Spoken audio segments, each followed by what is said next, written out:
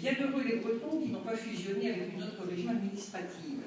Autrement dit, si nous pouvons être rassurés d'avoir échappé au GOM, le Grand Ouest mou, qu'aurait été la chimère territoriale issue de la fusion de territoires qui vont de Ouessant au Mans en passant par la Vendée, devons-nous pour autant nous satisfaire du statu quo qui est le nôtre aujourd'hui?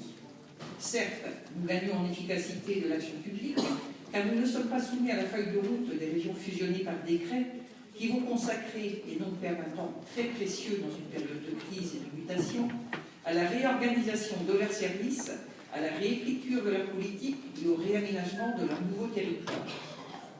Pour autant, si nous avons échappé au Grand Ouest mou, et nous saluons à nouveau les interventions énergiques de M. Jean-Yves Le Drian qui nous ont évité le pire, nous ne pouvons que regretter l'occasion perdue de réunifier la Bretagne dans le cadre de la réorganisation territoriale de l'ouest de la France, et nous restons convaincus de la nécessité et de la possibilité de régler ce contentieux territorial hérité de Vichy. Le deuxième point concerne les contraintes qui pèsent sur la structure des recettes et du manque de maîtrise de nos ressources, puisque les seuls leviers dont nous disposons sont les cartes grises et les taxes sur les produits pétroliers.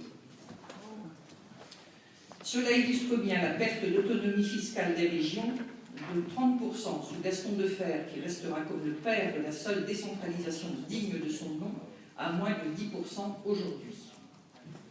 Ceci dit, nous, régionalistes de gauche, soulignons l'agilité, la volonté et le discernement, pour ne pas dire la clairvoyance, dont notre collectivité fait preuve en matière budgétaire au regard des contraintes qui sont les nôtres et du contexte d'austérité dans lequel ces orientations s'inscrivent.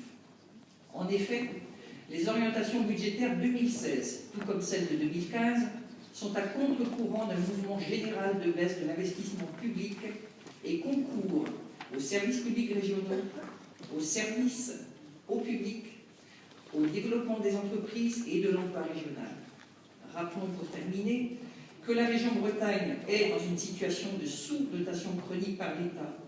En 2014, nous étions à la dernière place avec 99 € de dotation par habitant, à comparer avec la moyenne nationale qui était de 121 € pour l'ensemble des régions, hors Corse, Île-de-France et régions d'outre-mer.